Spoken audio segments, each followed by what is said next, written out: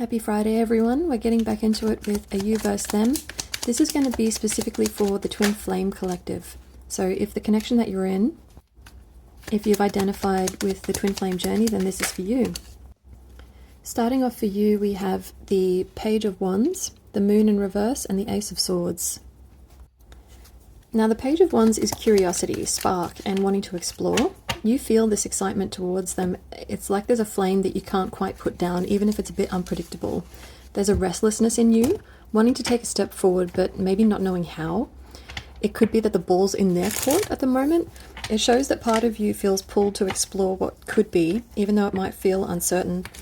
The Moon reversed. So normally the moon can be confusion or illusion, but reversed it shows clarity starting to break through. You may have been unsure of where you stood with this person for a little while, maybe caught up in your imagination or fear. Now you're starting to see things more realistically. It doesn't make the feelings disappear, but it does bring more honesty about what's really going on between you. And the final card for you, the Ace of Swords, this card is breakthrough energy. It shows you're craving truth and clarity, wanting direct answers instead of mixed signals. You may have put a boundary up with this person. You're ready to cut through the fog and understand where you really stand. It also says that part of you is ready for a fresh start, but only if it's based on honesty and communication. Now we're looking at their cards. They've got the Magician, the Five of Cups in reverse, and the Fool in reverse. So the Magician is power, intention, and manifestation. And this person sees you as someone they can create something with. They feel the potential. They may also feel like they have more control over this dynamic than they really do, or that they're trying to direct things in their own way. At their core, though, they do see this connection as powerful, something with all the tools available if they choose to use them. Then the Five of Cups reversed. This is healing after loss. They're coming out of regret or sadness about what's happened in the past. It shows they're not as stuck in grief as they once were. They may still carry feelings of loss, but they're beginning to see that there's still something worth salvaging here. The Fool reversed shows hesitation and fear of risk. They may want a new beginning, but they're holding themselves back. They could be afraid of looking foolish, of making a leap they can't control. This hesitation contrasts with their Magician energy for sure. They know what's possible, but this fear keeps them from fully stepping into it. Now we're taking a look at the connection overall. Down the bottom here, we've got the Queen of Arrows, the Swan, the King of Bows, the Adder, and the Knight of Vessels, the Eel. So the Swan is about grace and clear sight. This shows that the connection is teaching both of you to rise above drama and to see things more truthfully. It's about clear communication and learning to carry yourselves with dignity, even when emotions are intense. The Adder brings in passion and determination. This connection has a fiery, magnetic pull. You keep being drawn back to each other no matter what.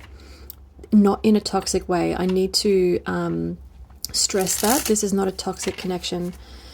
There's growth here on both sides. You've both been able to take accountability and grow from the mistakes that you've been making and come back together amicably. There's also a protective quality, like both of you feel deeply invested when you can't show it openly. The final card, the Knight of Vessels, right? This card is fluidity, charm, and deep emotion. It shows that the connection stirs a lot of romantic and emotional energy, even if it doesn't always get expressed clearly between the two of you. It also points to movement, so emotions that don't stay buried, they eventually rise up and come out.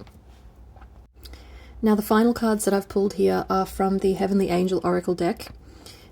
Each one is going to represent where you are supported right now. So the angel supporting you is the one who turns the wheel towards good outcomes, making sure your plans lead towards something beneficial.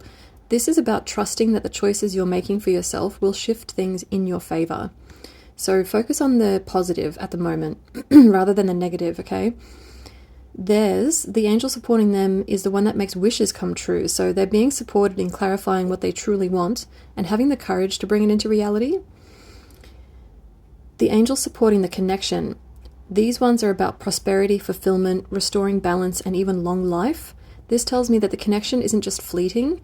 It's something that has the support of divine energy. Like I said the other day, this is really resonating with the reading that I did a couple days ago. This has got the energy to grow into something meaningful if both of you step into alignment. So putting this together, you're stepping into clarity and truth, wanting real answers and a fresh start that's honest. They feel the power of this connection as well. They know it's significant, but fear and hesitation keep them from making that leap. The connection itself is fiery, graceful, and deeply emotional, teaching both of you powerful lessons about honesty and dignity.